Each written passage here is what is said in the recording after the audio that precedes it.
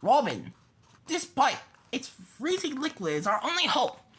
With astonishing speed, the Eighth Crusader kicked loose of one of the pipes lining the freezer wall, letting out a spray of ice-cold liquid nitrogen.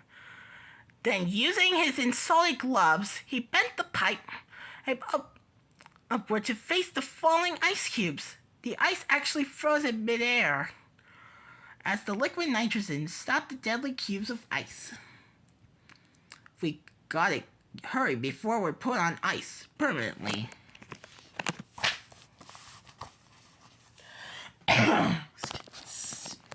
Soon, Batman and Robin were protected from the freezing avalanche edged by an umbrella of ice. This gave Batman the chance to get a small plastic explosive that he kept stored in one of the many compartments of his utility belt.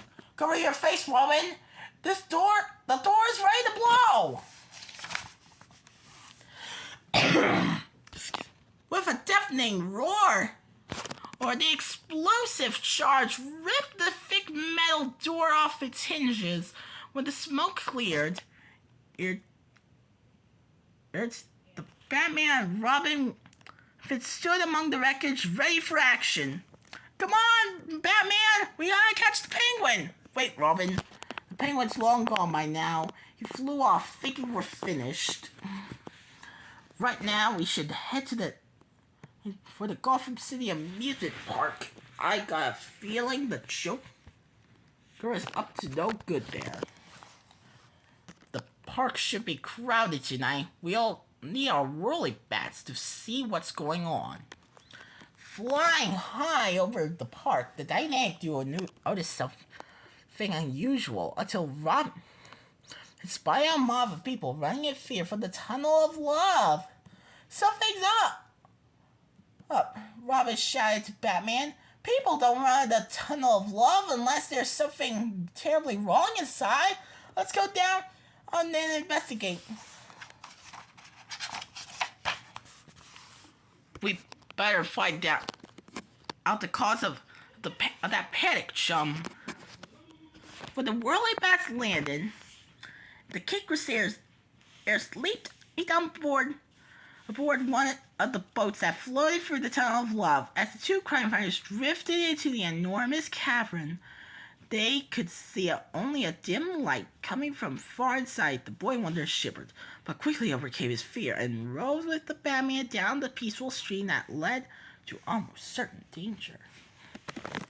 Inside the tunnel, all the masked detectives saw what has caused all the fun lovers to flee the peaceful amusement park ride. And I did panic. Statues of creatures horrible enough to frighten even the bravest adventurer. Frankenstein, Dracula, the Wolfman, and the Mummy were leaning menacingly over the small boat as the Batman and Robin floated through the tunnel. It was a nightmare, but this couldn't be real, Robin thought. Then, suddenly, one of the monsters moved. Batman! Those monsters! They're alive! Robin shouted his warning to the Batman just as the monsters began to jump into the boat. Each monster had a look of hate in his eyes, all of them wanting to destroy the dynamic duo. Batman! We're sending ducks! Not if we fight back. It may be 6 against 2. But remember, they're only human. That takes two of them, Robin. Takes care of 2 of them, Robin. We're doing just fine. Tackling this mummy isn't easy, but I'll have them tied up in a second. I hope you know how to swim. You each check from a horror show. Save the joking for later, Robin. This is serious business. This is no joke, Batman. That mummy short-circuited, and when he hit the water, these monsters aren't human. They're robots. And I know how to stop them. Just push them into the water. Within minutes, all that was left of the monsters were sputtering ripples in the calm water.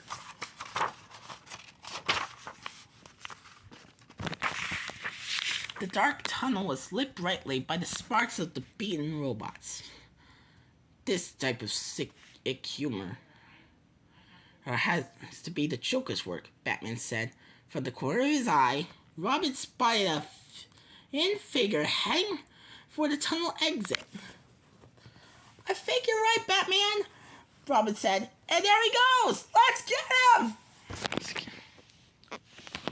Batman and Robin raced out of the tunnel, but it was already too late. By the time the two crime fighters got to the exit, the Joker was gone. But he left a clue. Robin spied it first. Look! Flying in the water! It's a giant Joker playing card! I'll fish it out, and maybe it can give us a lead in this case. On the other side of the card was yet another mysterious riddle. Robin read it out loud to Batman. The man you seek is both here and there. For this night, he'll be on the air. The Cage Crusader fought for a long moment after hearing the latest clue. He finally said. We're getting closer to the solution. I can feel it. But we still need more answers. Suddenly, the Batman realized what he had to do next. Come on, Robin, to the Batmobile. We're going to the Gotham City Zoo to pay the Catwoman a little visit. At the Gotham City Zoo, all was silent except for the footsteps of the dynamic duo. As they ran towards the lion house, when they arrived there, they found the outside cage empty. The lions were probably inside sleeping, Robin thought. But the door of the outside cage was open. Inside the cage was a lion's tamer's chair and a bullwhip. On the chair was a large sheet of paper with a riddle written in a now familiar handwriting. Batman and Robin walked inside the cage to expect a clue. Robin read it out aloud.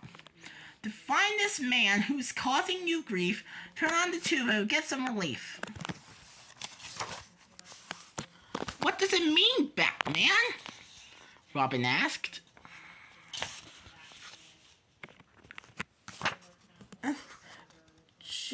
Just a moment, Robin.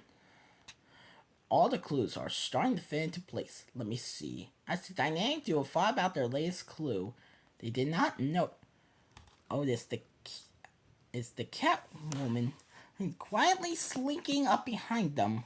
Quickly, she grabbed the cage and slammed it shut with loud clang. The Batman and Robin were caught totally by surprise.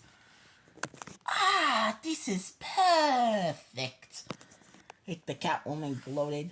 The famous Batman and Robin are behind bars at last.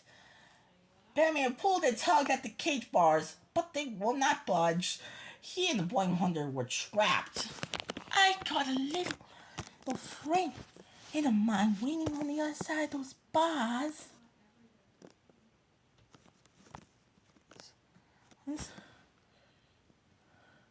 I was behind you, the Catwoman purred. I'm afraid he missed his supper last night. So you can imagine how he's dying to meet, or is that eat you two. I do hope you all get to know each other very well. Ta-ta, dynamic dumbos, the Catwoman said as he crept back into the darkness. Slowly, the cage door opened behind the dynamic duo opened, and then out of the darkness jumped a gigantic and ferocious lion. Eyes ablaze, fangs and claws exposed, the hungry king of the jungle sprang at the startled Batman. But before Never before had the Dark Knight faced such a savage opponent. The Batman was stunned, and although he tried to move out of the lion's path, the starving beast was too fast. In seconds, it was upon him, scratching and clawing at the Batman's costume. Robin, I'm pinned down! Can't move! Can't get to my utility belt! Hang on, Batman! I'll get the situation under control! Like an experienced trainer. And Robin grabbed the whip and began cracking it behind the lion. Then he gently pushed the chair against the lion's back. Angered by this interruption, the lion entered the battle of the brave Boy Wonder, leaving the Batman behind. Free to use his hands once again, Batman reached into his utility belt. Then tossed a sleeping gas capsule at the ferocious lion. Just as he was about to pounce upon the Boy Wonder, immediately the big cat fell into a deep, peaceful sleep. Robin cautiously stepped over the sleeping beast to aid the Batman as he picked the lock on the other side of the other side of the now quiet cage. Thanks, Robin, Batman said. You saved my life. No problem, Batman, Robin answered, smiling. If you haven't used that gas capsule when you did, I might have turned out to be the dessert for our slumbering friend here. Once outside the cage, Batman returned to the task of conveying all the different clues. The first clue mentioned a game, one that awarded prizes and fame for the correct responses. The clue at the ice cube factory said one player doesn't know the other's identity until the game is over. The Joker's clue said that the man we are looking for would be on the air tonight. That means television or radio. But the last clue mentioned the tube, which means TV. So, when you put all the clues together, they tell us that Frederick Spike is going to be on a TV game show tonight. Robin snapped his fingers. He knew the solution, and the only TV game show where the contestants try to figure out people's occupations is What's My Job? Quick, Batman, to the television studio!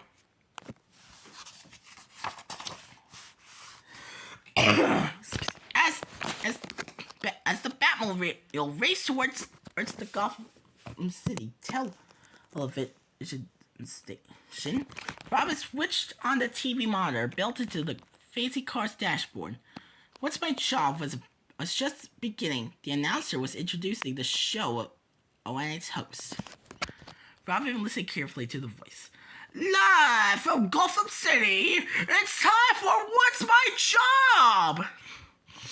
The weekly game show that asks the question, what do you do for a living? And now, here's the host of our show, Edward Nigma!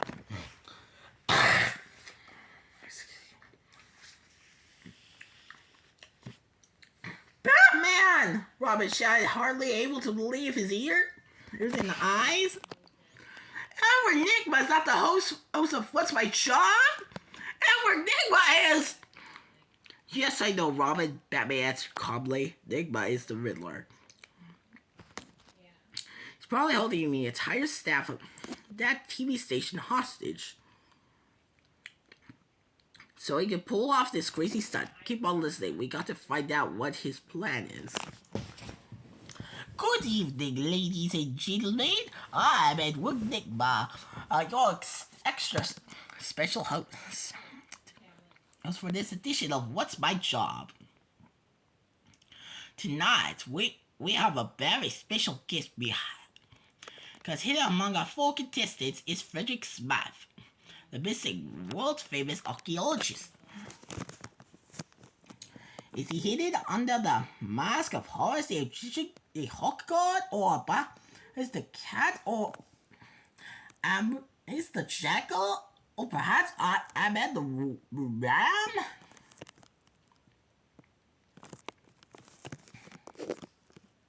Well, whichever it is, we'll find out. And when we do, Mr. Spot will watch us crack open with the free golden eyes of his Laughing Spinx to show our nationwide audience what treasures lay within.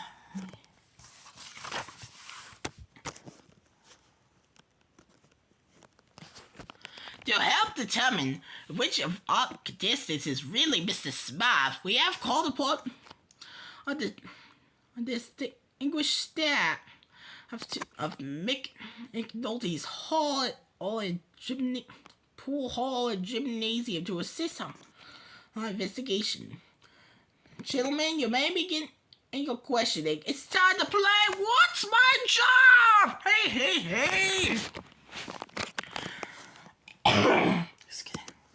Robin stared open-mouthed. That's the small television screen.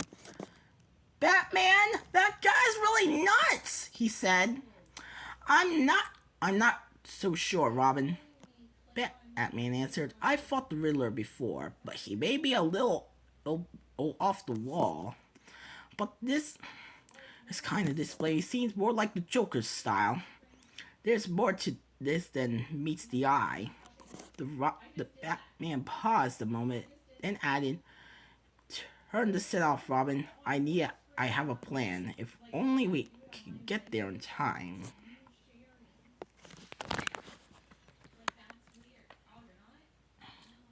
20 minutes later, What's My Job was reaching its climax. Well, contestants, Edward Nigma cackled. You managed to stump our panel of, experts. So what else can I say except it's time to unmask? At this cue, the three contestants lifted off their masks and revealed themselves as the Penguin, the Catwoman, and the Joker. Frederick Smythe, the fourth contestant, was tied up, a big gag. So one of the panelists got up and pulled off his mask. The audience was stunned by the sudden appearance of the villains. And now, Nigma continued, since everyone else has revealed himself, I guess our television audience won't be too upset if the favorite game show host turns out to be none other than the Riddler. Ladies and gentlemen, it's time for the highlight of our show. Let's crack open the eggs of the Laughing Spinx. The studio audience was horrified, shocked. They sat glued to their seats. But each viewer hoped someone or something would pull an end into the villain's evil plan. Meanwhile, the villains gloated as they prepared to smash the eggs. I must admit, Joker, old buddy, your suggestion that we team up was superb. Yes, Joker, but why do we have to go for all this TV stuff? What difference does it make to you? I enjoy a little media conference every now and then. As if in answer to the audience's silent prayers, the dynamic duo swept into view. Now the formerly teamed villains were shocked and could only stare up in disbelief as the King Crusaders were front in their evil scheme. I thought you got rid of them, said the Joker. Ugh, and I thought you did. It answered the Penguin. I thought I finished them off. The Catwoman said the Catwoman. And what does it matter? Groans the Riddler. We're all done for. The audience shouted with glee as Robin smoothly swept by the four gang four arguing villains. It's plucking up the Sphinx and its eggs as he passed. Sorry, I gotta run, fellas! But as he shouted down the flabbergasted villains, but I gotta take my Sphinx for a walk. Meanwhile, near the ceiling of this television studio, Batman was playing the final downfall of the evil team. Seconds after the Boy Wonder Man's television debut, Batman cut loose of the final cable holding up the huge "What's My Job" sign.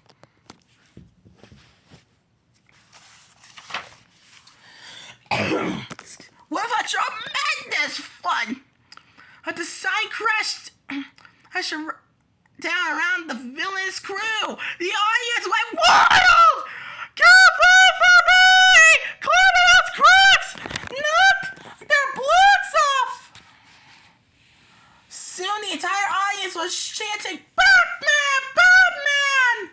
As Batman swung down onto the stage on his bat rope, the audience rose to give him a standing ovation. Then Robin returned to toss a final batarang around before beating in evildoers. Batman smiled and waved at the cheering crowd. He was not used to being a television star, but he accepted the audience's cheers and applause gracefully. Is everything okay? Is everything okay? He whispered to Robin. Everything's fine, Batman. And Robin answered, grinning. I untied Smythe and he led me to the rest of the crew. They were locked up backstage. The Sphinx is in safe hands once again.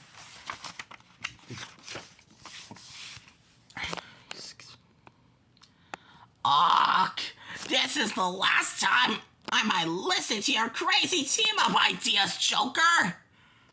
That goes double for me.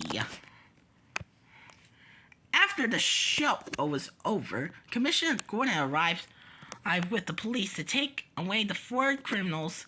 Gordon was anxious to congratulate the Caped Crusaders. I got to the studio as soon as I could, but it looks like you fellas beat me to the punch. You might say that, Robin smiled. Well, Gordon answered, it was a great show, a dynamic duo. I saw it all on TV along with millions of other viewers. Gotham City will sleep safely tonight because of you two.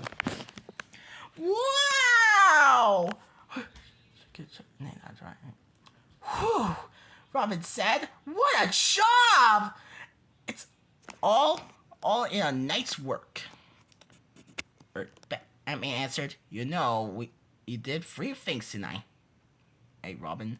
We rescued Frederick Smythe, and we saved the Laughing Spinx from the clutches of our 4 deadliest foes. What's the first thing? Robin asked. Well, Batman answered, a grin appearing on his face. We probably made What's My Job the most popular game show in television history. Oh, brother, Robin groaned. Let's go home, Batman. Robin, you just read my mind.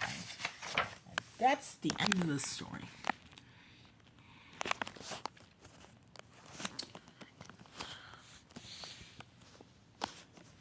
Like some credits in this book. And that cassette thing.